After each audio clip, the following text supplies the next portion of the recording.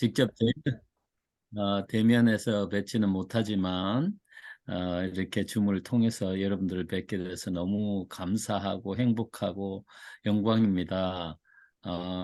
우리 하나님의 피로 사신 하늘 가족들 너무너무 소중하거든요. 한 분 한 분. 음, 그래서 세인루이스에서 외롭게 또 하나님을 섬기며 사시는 우리 성도님의 마음이 항상 제 마음에 있고, 또 성도님들이 외롭지 않게 하나님을 섬기면서 봉사하면서 하시는 그런 기회가 속히 오기를 기도하면서 준비하고 있습니다. 중요한 것은, 제가 볼 때는 가장 중요한 것은 어, 목회자입니다. 성령의 불로 완전히 태워진, 목숨 바쳐 충성할 수 있는 목회자가 필요합니다. 그렇지 않으면 정말 하나님께서 쓰실 수 있는 종이 아니면 시작하지 않는 게 어떤 면으로 훨씬 낫다고 생각이 들 정도로 제가 목회자의 중요성을 가면 갈수록 더 깊이 느낍니다. 제가 지금 기도하고 있는 제목 중에 하나가 세인루이스를 성령의 불로 완전히 태워서 복음이 뿌려지고, 또 이 교회를 예전에 없는 부흥과 발전을 위해서 수고할 수 있는 그 목회자가 꼭 와야 된다고 하는 그런 소원이 있어서 기도하고 있습니다. 아멘. 뭐 재정적인 문제는 뭐 하나님께서 채워주시는 것이고요. 중요한 것은 우리 영혼들을 위해서 생명 다하여 충성할 수 있는 헌신된 목회자입니다. 여러분, 아멘. 기도하십시오. 하나님께서 네. 정해놓으신 목회자가 분명하게 계실 것이고요.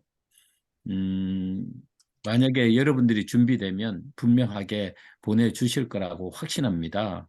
어, 재정적인 문제는 하나님께서 다 채워주십니다. 저는 제가 개인적으로 목회를 시작할 때 하나님께서 너무 강하게 부르셔갖고, 제가 사실 목회를 너무 연약하고 부족해서 이 목회를 할 준비가 되어 있지 않았어요. 그래서 평신도의 길을 가려고 했을 때 하나님께서 강하게 부르셨습니다. 그때 그런 기도를 드렸어요. 하나님, 제가 시키는 일은 열심히 하겠습니다.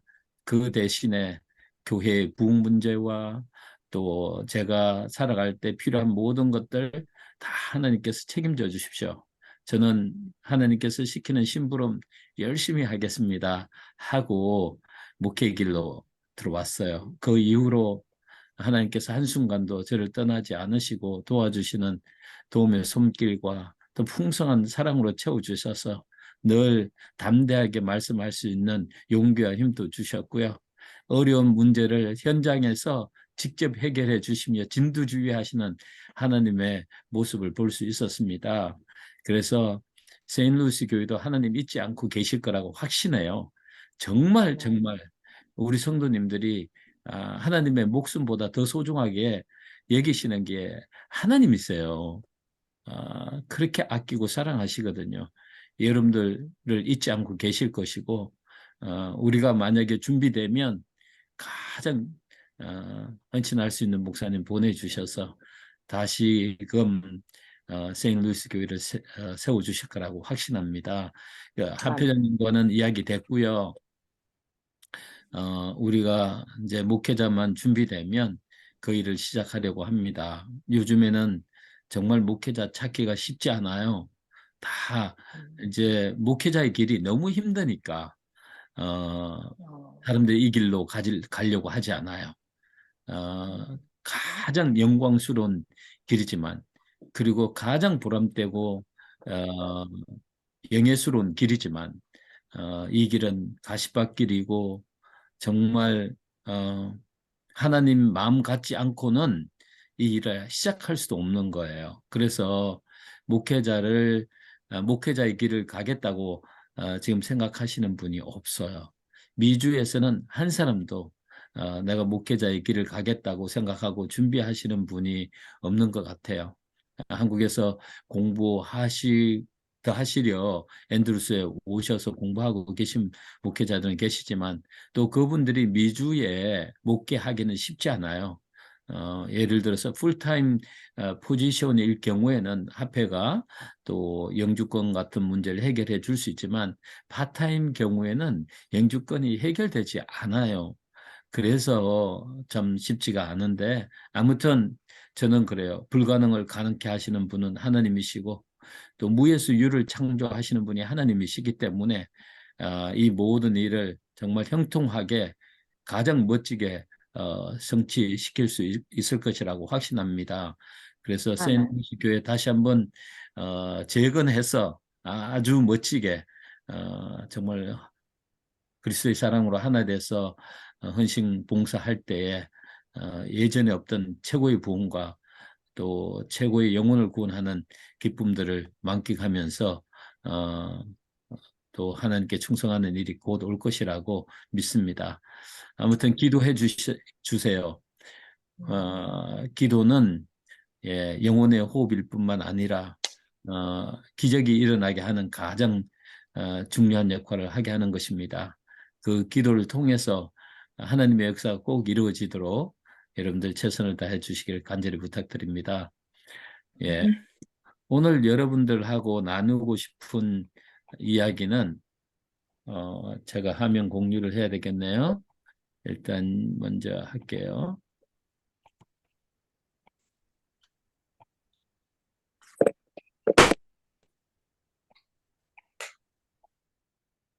잘 보이시나요? 화면 잘 보이시나요? 네, 보입니다. 네. 오케이. 사랑 때문에 자유를 포기한 아버지. 이게 바로 우리 하나님 아버지시고요. 또 아들 하나님이십니다. 아들 하나님은 우리를 이 땅에 있게 하셨고 또 우리의 구원의 문제에 대해서 목숨 다하여 책임지시기로 우리가 이 땅에 창조되기 전부터 계획하시고 우리를 이 땅에 있게 하신 분이시거든요. 그래서 그 사랑 이야기를 좀 나누려고 해요. 그 사랑 이야기는 출애굽기 21장에 나옵니다. 그 이스라엘 백성들이 애굽에서 나올 때에 그들 자신들이 종이었어요. 애굽의 종으로서 벽돌을 만들고 또 집을 짓고 또 정부가 시키는 대로 다 했습니다. 그런데 애굽에서 나오던 그 종들이요.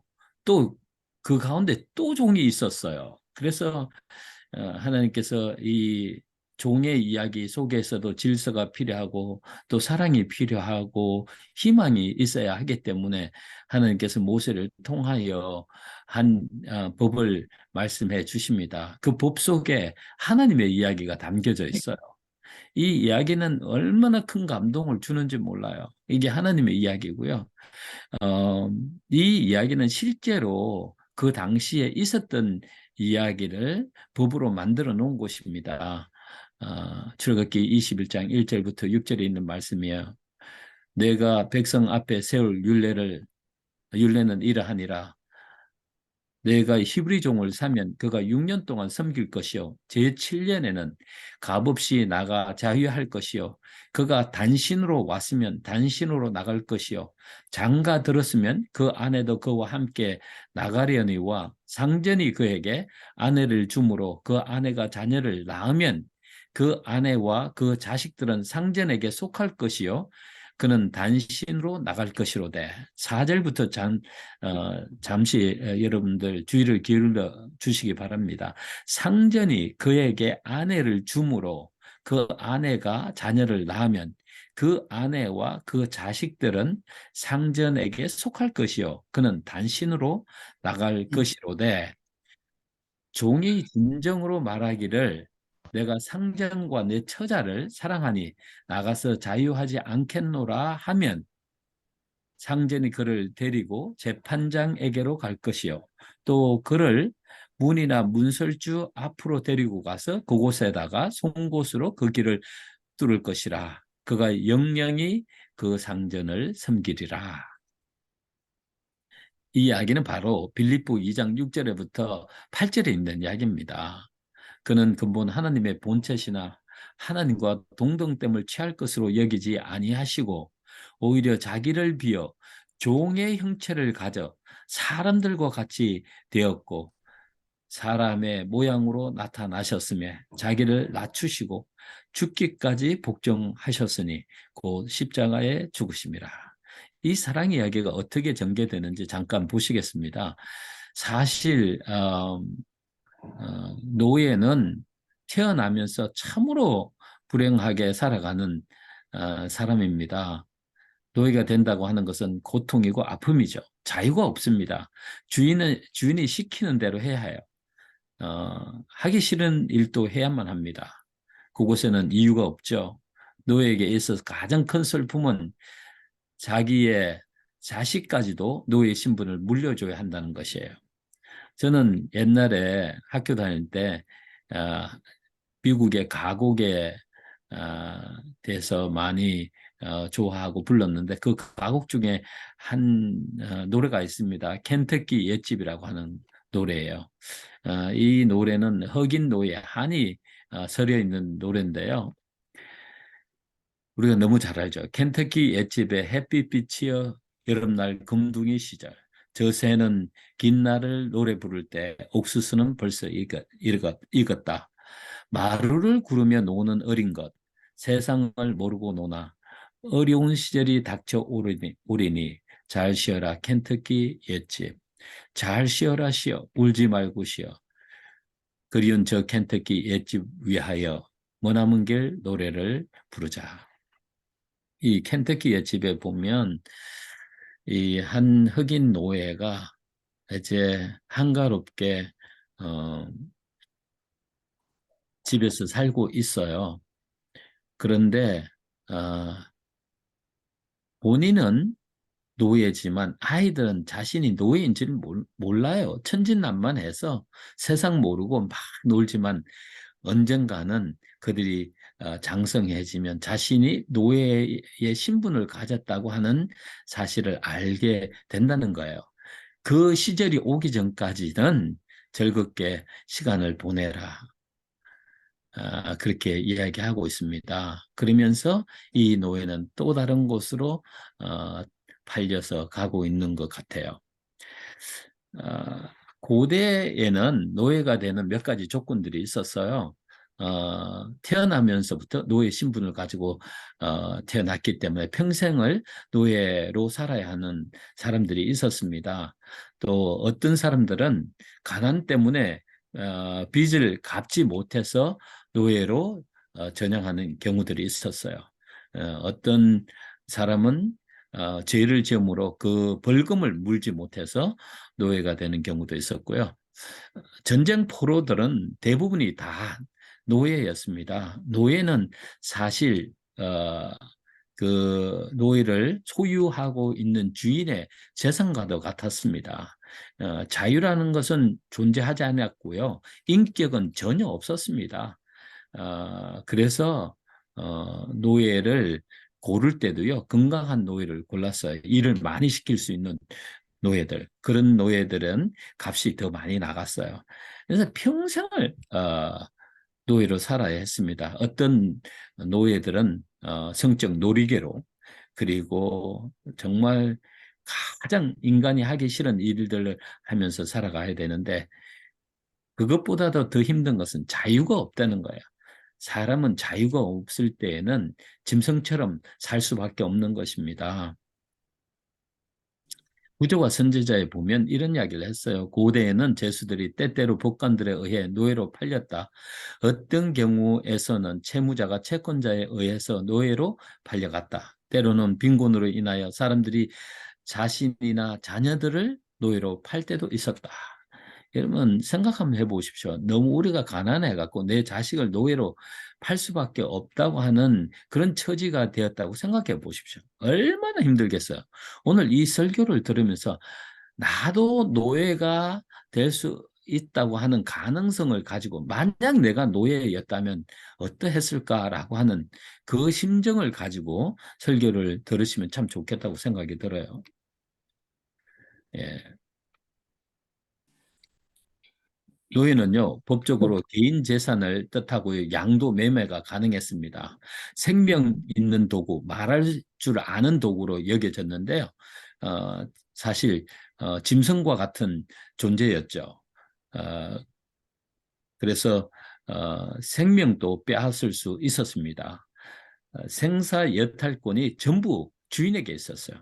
짐승처럼 살다가 짐승처럼 죽는 것이 노예였습니다. 성경은 우리도 역시 죄의 노예였다고 말씀하고 있습니다. 시편 51편 5절에 보면 내가 죄악 중에서 출생하였으며 어머니가 죄 중에서 나를 잉태하였나이다 라고 했습니다. 이게 죄인의 노예의 정상은 뭐냐면 마음의 평화와 기쁨이 없어요. 항상 근심이 많아요. 항상 죄책감 때문에 마음이 괴로워요. 너무너무 힘들죠. 진리를 통한 참된 자유가 무엇인지를 깨닫지 못합니다. 요한은 이런 이야기를 했어요. 진리를 알지니 진리가 너희를 자유롭게 하리라. 이 자유라고 하는 참된 자유라고 하는 경험이 얼마나 소중한지를 말씀해 주고 있는 거예요. 로마서 6장 17절에도 그런 말씀을 하셨어요. 하나님께 감사하리로다. 너희가 본래 죄의 종이었더니 라고 이야기를 합니다. 바울은 또 이런 이야기를 해요. 죄의 몸이 주고 다시는 우리가 죄에게 종노를 하지 아니하려 함이니. 이 죄의 종으로 살아간다고 하는 것은 이 세상에 사는 사람 중에서 가장 불행한 사람입니다. 육체적인 노예는 정말 뭐 노예를 하면 되지만 정신적인 노예, 영적인 노예는요 감당이 안 돼요. 예, 항상 마음에 그늘이 있고요, 죽고 싶은 마음의 고민은 사라지지 않아요. 기쁨이라고 하는 것은 정말 존재하지 않을 만큼 힘든 삶을 살아갈 수밖에 없는 것이 죄의 종입니다.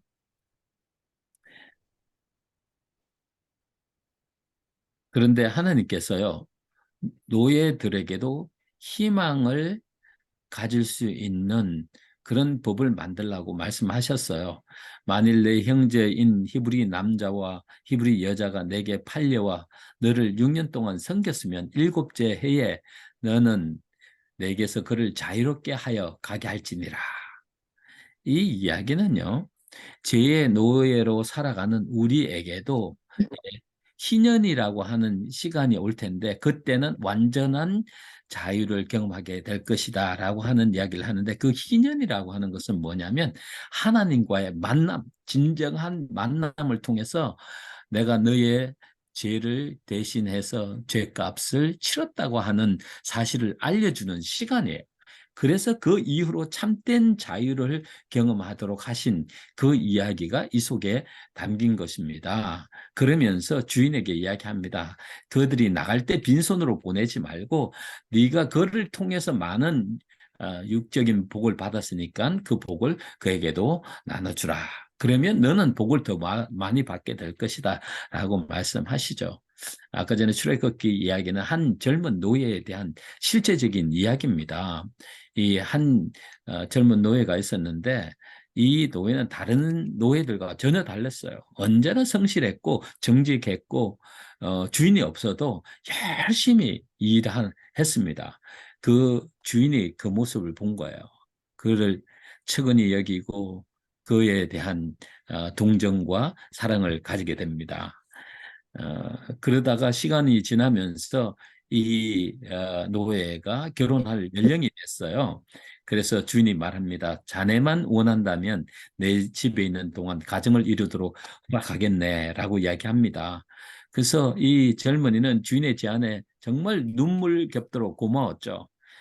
주인이 자기를 알아준다고 하는 그것이 정말 행복했어요. 근데 그때 그 주인의 집에서 일하는 한 노예 여인이 있었는데 자기가 정말 연모하고 마음에 든 사람이었어요. 그 주인의 배려로 가정을 가지게 됩니다. 어, 몸은 메인 몸이었지만 작은 행복을 느끼면서 살아가게 돼요. 그러면서 자녀도 생기게 되고 사랑이 계속 깊어만 갔습니다. 가족은 비록 노예였지만 서로 사랑하면서 살았어요. 그 속에서도 행복을 누릴 수 있었습니다. 그런데 어느 날 주인이 그 노예를 불렀습니다. 자네가 우리 집에 온 지 벌써 6년이 됐구만. 섭섭하지만 떠나야 할 시간이 되었네. 이제 자네가 자유의 몸이 될 기회가 되었네. 떠날 준비를 하게 라고 이야기를 합니다. 이 이야기를 듣는 순간 정말 행복하고 기뻤어요. 이제 자기가 더 이상 노예로 살지 않고 자유인으로 살 수 있다고 하는 그 자체가 너무너무 행복했는데 갑자기 마음에 고민이 생겼습니다. 왜냐하면 아까 전에 읽었던 말씀 속에 자신이 한 여인을 찾아서 결혼을 하게 될 경우에 가족들도 함께 자유를 누릴 수 있지만 주인이 그 아내를 제공해 주면 그 아내와 자식들은 주인에게 속해 있고 자신만 나갈 수 있게 된 거예요. 그 생각이 자기가 잠시 가졌던 기쁨을 완전히 뺏어가 버린 겁니다. 상전이 그에게 아내를 주므로 그 아내가 자식을 낳았으면 그 아내와 그 자식들은 상전에게 주고 갈 것이요 그는 단신으로 나갈 것이로되. 이것이 너무너무 그를 힘들게 만든 겁니다. 자유도 너무 소중하지만 이 정말 자유 때문에 가족을 포기한다고 하는 것은 너무너무 힘든 것이에요. 옛날에 우리 이런 이야기가 있었죠. 자유가 아니면 죽음을 달라라고 하는 이야기가 있었습니다. 자유 없이 살아간다고 하는 것은 인간의 최고의 비극이죠. 자유 없이 사는 것보다 차라리 죽는 것이 낫다고 하는 것이 자유가 아니면 죽음을 달라고 하는 이야기입니다. 사랑은 죽음보다 강하지만 자신의 모든 희망을 사랑 때문에 포기한다고 하는 것은 정말 정말 괴로운 것입니다. 얼마나 오랫동안 자유의 몸이 되기 위해서 기다려 왔습니까? 그런데 이 자유 때문에 사랑을 포기한다고 하는 것도 쉬운 일이 아니죠. 만약 여러분이 이 노예 청년이라면 여러분은 어떻게 하시겠습니까? 사랑을 선택하시겠습니까? 아니면 자유를 선택하시겠습니까? 여러분은 자신의 개인적인 자유를 위해 가족을 포기할 수 있습니까? 한번 생각해 보십시오. 여러분은 어떤 길을 선택하시겠습니까? 쉽지 않은 결정이죠. 정말 이 노예에도 착잡한 마음이 있었어요. 정말 너무너무 힘든 시간을 보냈습니다. 잠도 이룰 수가 없어요. 사랑인가 자유인가. 별들에게 물어보지만 아무 대답을 해주지 않아요. 깊은 밤이 지나갔습니다. 이제 주인은 이 젊은 노예가 자유를 선택하게 될 때 그가 다시 한번 재생의 삶을 살도록 하기 위해서 만반의 준비를 했습니다. 그동안 일했던 몸값과 넉넉한 노자를 줘서 새로운 삶을 시작할 수 있도록 그렇게 준비를 해놓은 것입니다. 주인이 그 다음날 아침에 자네 잘 잤나? 그렇게 이야기를 합니다. 그래, 간밤에 좋은 결정을 내렸겠지. 종이 이야기합니다. 주인님 배려에 감사드립니다. 아내의 배려에도 너무 감사합니다. 그러면서 띄엄띄엄 말을 이어갑니다. 주인님, 제가 어디 간들 이만한 행복이 있겠습니까? 저를 이해해 주시고 사랑해 주시는 주인님이 계시고 나를 생명처럼 아껴주는 사랑하는 아내와 가족들이 있는데 제가 어디 가서 그 행복을 찾겠습니까?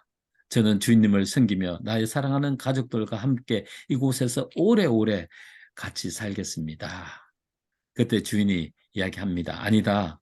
내가 이제껏 내 집에서 종살이로 많은 시간을 보냈는데 내가 어떻게 너를 또 종의 자리에 두겠느냐.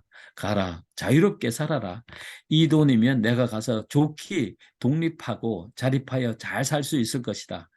가서 너도 언젠가는 종을 거느린 좋은 상전이 되거라 이야기를 합니다. 아닙니다, 주인님. 다른 곳에서 자유를 누리고 사는 것보다 차라리 이곳에서 구속을 받으며 주님 곁에서 주님을 모시고 가족들과 함께 사는 것이 저에게 더 가치 있고 행복입니다.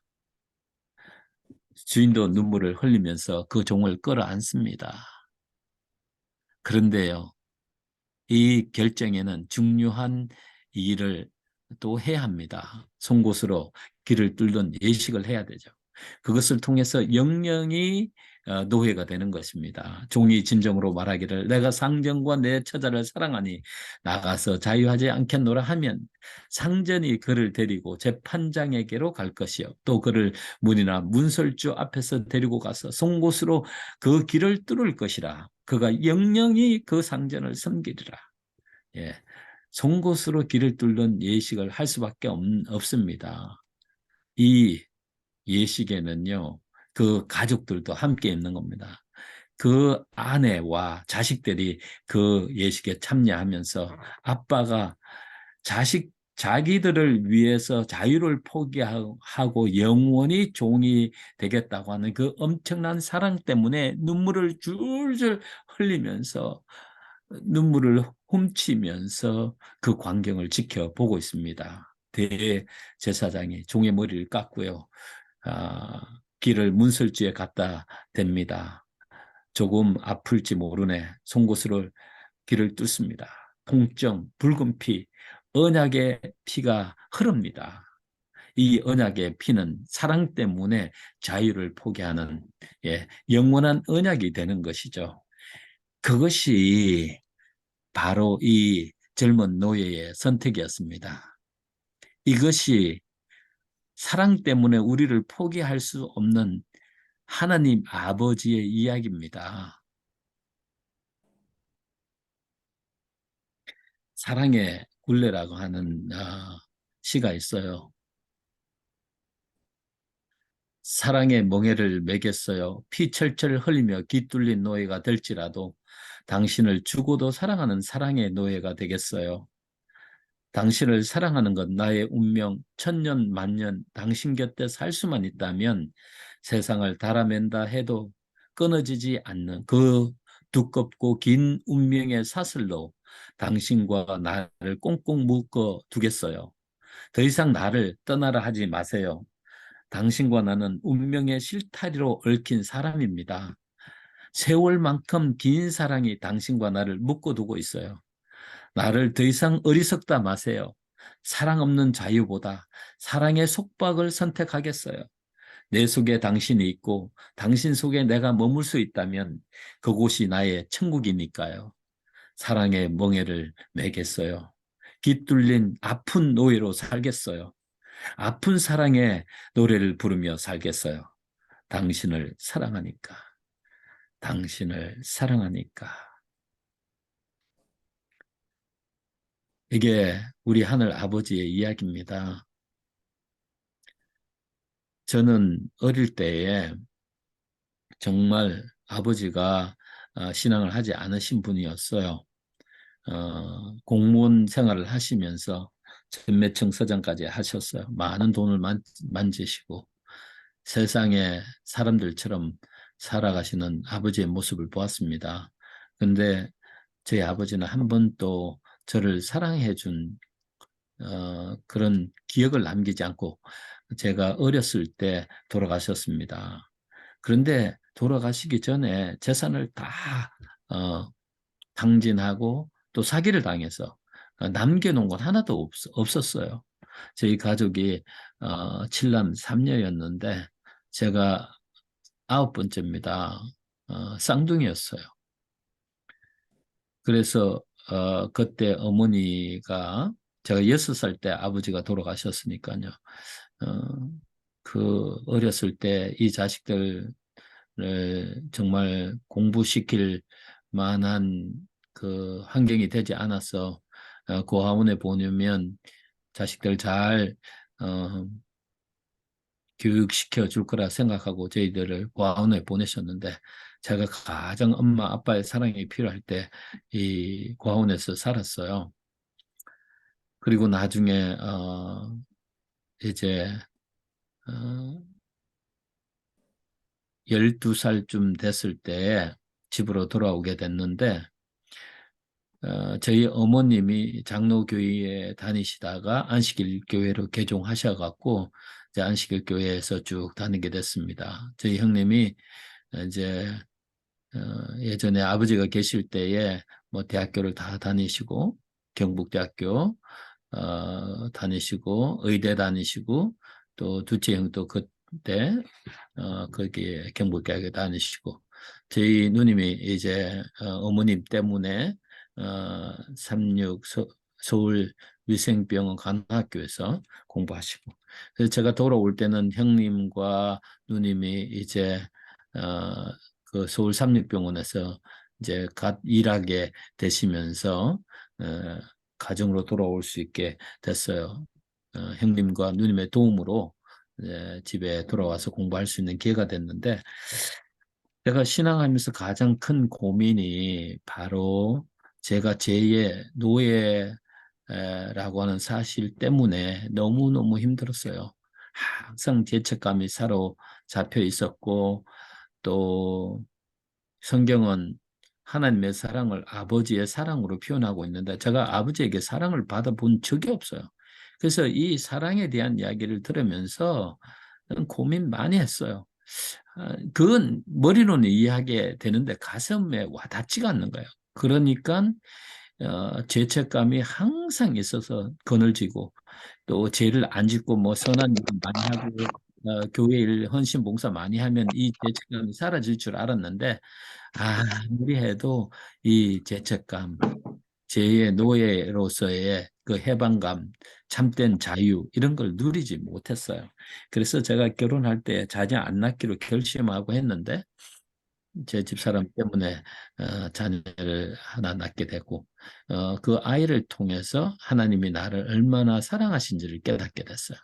제가 이 정말 자녀를 낳아서 이 아이에게 하나님의 사랑에 대한 그 이해를 시키고 구원받은 기쁨으로 살아가도록 해줄 자신이 없었기 때문에 자녀를 낳고 싶은 생각이 전혀 없었어요.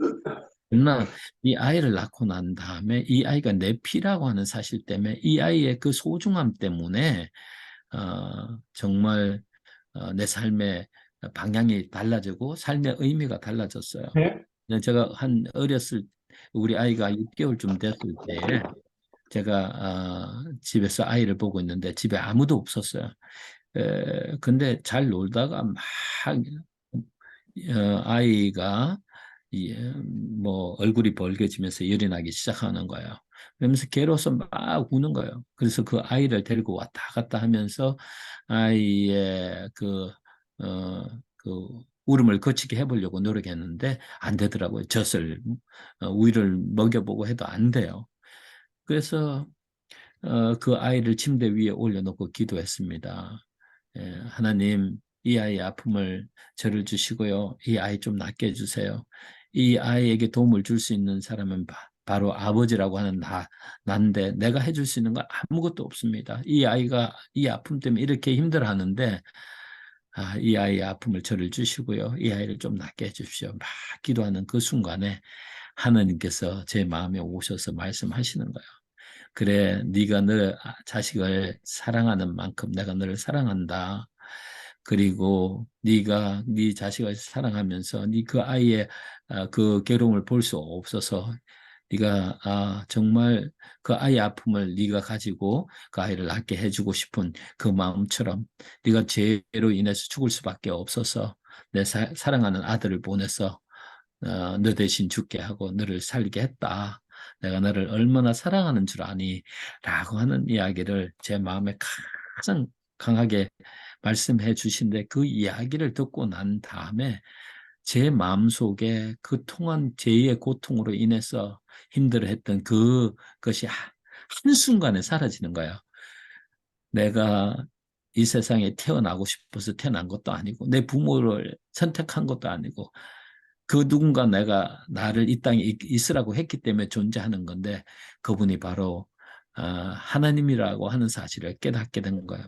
제가 성경에 분명하게 하나님 닮은 존재로 이 땅에 태어나게 하셨다고 하는 이야기를 창세기 해주셔서 그렇다면 그 아버지, 그 하늘 아버지 때문에 이 땅에 존재하는데 내가 얼마나 연약한 존재고 내가 얼마나 부족한 존재라고 하는 사실을 그분이 아시기 때문에, 그리고 내 죄의 문제를 해결하시기 위해서 아들 하나님을 보냈어요. 이 땅에 오셔서 십자가에 달려 돌아가심으로 제 모든 죄의 값을 갚아 주셨는데 내가 왜 죄의 노예로 살아가야 하는가? 그러면서 죄로부터 참된 자유를 그 순간에 누릴 수 있게 된 겁니다. 그 이후로 제가 그 죄 때문에 고민해 본 적이 없어요. 그 아버지 하나님이 제 죄를 용서해 주시고 제 값을 치르셨다 하는 그 사실 때문에 제가 지금까지 아버지를 바라보면서 너무너무 행복을 느끼고 그 자유 속에서 살아가도록 해주신 겁니다. 저는 한 번도요, 제가 목회자가 되겠다는 꿈을 가져본 적이 없어요. 왜냐하면 제가 너무나 연약한 존재고 부족하다는 사실 제가 절실히 느끼기 때문에 그래요. 그런데 제가 목회자가 되게 하신 것도 하나님이에요.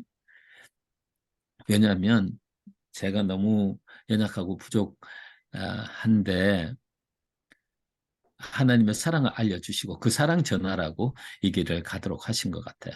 그래서 저는 이 하나님 때문에 행복하고 하나님을 의지하고 살아감으로 인해서 하나님과 교제하는 교제의 최고의 기쁨을 지금 누리고 살아가고 있습니다. 하나님께서 그 언약의 피를 우리 때문에 영원히 종의 형체를 쓰시고 이 땅에서 우리와 함께 살아가도록 결심하시고 우리와 함께 살고 계신 겁니다.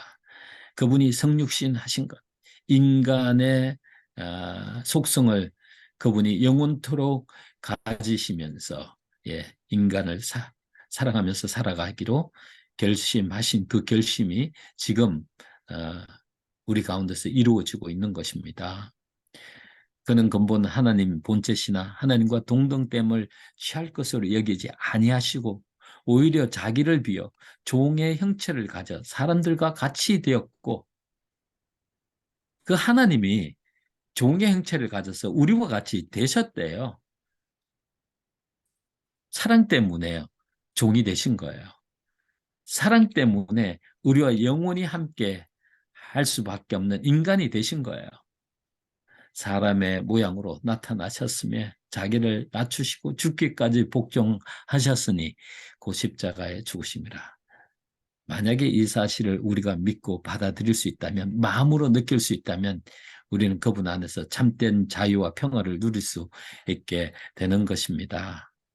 인자가 온 곳은 섬김을 받으려 함이 아니라 도리어 섬기려 하고 자기 목숨을 많은 사람의 대속물로 주려 함이라. 이분이 우리 마음에 오시면 우리도 이분처럼 되는 거예요. 사람을 섬기면서 오는 최고의 기쁨과 행복을 만끽하면서 다른 사람을 위해서 그렇게 죽도록 사랑하며 충성하며 살아가는 종이 될 수 있는 거예요. 그것이 진정한 하나님 안에서의 평화와 안식을 누리는 것입니다. 하나님은 벌써 우리가 이 땅에 태어날 것을 다 하셨어요. 에레미야를 이 땅에 태어나게 하기 위해서 계획을 세우시고 그것이 이루어진 것처럼 우리도 마찬가지예요. 하나님께서 이 땅에 우리를 있게 하신 그 계획을 가지고 계신다는 거예요. 모든 사람은 태어날 때 어떤 가능성을 부여받지만 그런 가능성들을 온전히 개발하는 일은 저들의 책임이다. 그와 같이 하나님은 오늘날 각 사람을 위한 계획을 갖고 계신다. 우리에게 배정된 특정한 지위는 각각 우리의 능력에 따라서 결정된 것이다. 그래서요, 제7의 안식일 예수 재림 교인들은 세상과 구별된 하나님의 독특한 백성으로 선택되었다. 그분께서는 진리의 큰 칼로 그들을 세상의 채석장에서 잘라내어 당신 자신에게 연결시키셨다. 그분께서는 그들을 세상의 대표자로 삼으시고 그들로 마지막 구속 사업에서 당신의 대사가 되도록 부르셨다. 지금까지 인간에게 위탁된 가장 위대한 진리의 부, 하나님이 인간에게 지금껏 보내신 것 중에 가장 엄숙하고도 두려운 경고가 그들에게 위탁되었는데 그들은 그것을 세상에 전해야 한다. 우리는 그런 존재로 이 땅에 태어난 거예요.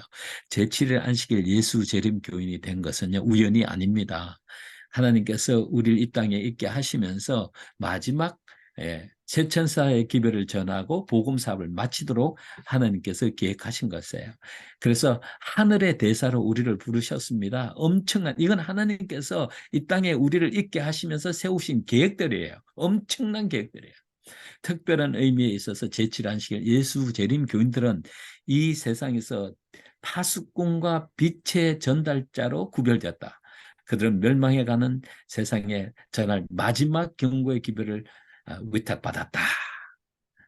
하나님 말씀에서 흘러나오는 놀라운 빛이 그들을 비추고 있다. 그들에게는 첫째와 둘째와 셋째 천사의 기별의 선포, 곧 가장 엄숙하고 중대한 사업이 맡겨져 있다. 그보다 더 중요한 사업은 없다. 그들은 다른 어떤 것에도 그들의 관심을 빼앗겨서는 안 된다. 사랑하는 성도 여러분, 여러분들에게 이러한 사명을 주시기 위해서 하나님께서 그분의 목숨을 우리를 위해서 주셨고요. 또 이 사명을 잘 감당할 수 있도록 하기 위해서 하나님은 오늘도 우리와 함께 계신 것입니다. 우리가 받은 이 엄청난 축복, 사명감, 이것들을 기억하시면서 하나님께 충성하는 주의 종들이 되시길 간절히 축원합니다. 제가 마지막 말씀을 드릴게요. 제가 여인이 어찌 그 젖먹는 자식을 잊겠으며 자기의 태어서 난 아들을 긍휼히 여기지 않겠느냐. 그들은 혹시 잊을지라도 나는 너를 잊지 아니할 것이라. 하나님은 절대로 한순간도 우리를 잊지 않고 우리와 함께 하시겠다 약속하신 것입니다. 목숨까지 다 주셨는데 무엇을 더 이상 주지 않으시겠어요? 우리는 하늘나라에 넉넉하게 들어갈 수 있습니다. 왜냐하면요, 우리는 하나님의 자식들이니까요. 우리 자식들이 가장 행복하고 최고로 멋진 삶을 살 수 있는 그런 살 수 있게 하는 능력이 우리에게 있다면 우리는 그 선택을 할 것입니다. 하나님도 마찬가지예요. 우리가 이 땅에 사는 동안 최고로 멋지게 가장 행복하게 살아가기를 바라십니다. 우리가 하나님을 붙들고 하나님을 의지하면 그 일이 가능해지는 겁니다.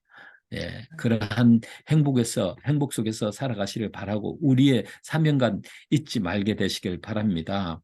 예수님 바라보고 살아가십시다. 믿음의 주여 또 온전케 하시는 인 예수님을 바라보자. 우리를 온전하게 하시는 분은 예수님밖에 없어요. 우리는 매 순간 예수님을 붙들고 살아가야 합니다. 그렇기 때문에 오늘 사랑하는 성도 여러분, 예수님을 바라보는 희망이 있어요. 그분은 우리를 위해 대신해서 죽으셨어요. 그래서요, 우리가 그분만 바라보고 그분을 의지하고 믿고 따라갈 때에 그분께서 준비하신 참된 평화와 자유 만끽하면서 그분을 위해서 그분이 세우신 길을 넉넉하게 이루면서 살아갈 수 있는 가장 멋진 하늘의 대사들이 될 수 있는 것입니다. 그러한 축복들을 기억하시면서 오늘 또 우리 자신을 하나님께 드리는 사랑하는 주의 종들이 되시기를 간절히 축원합니다. 아멘.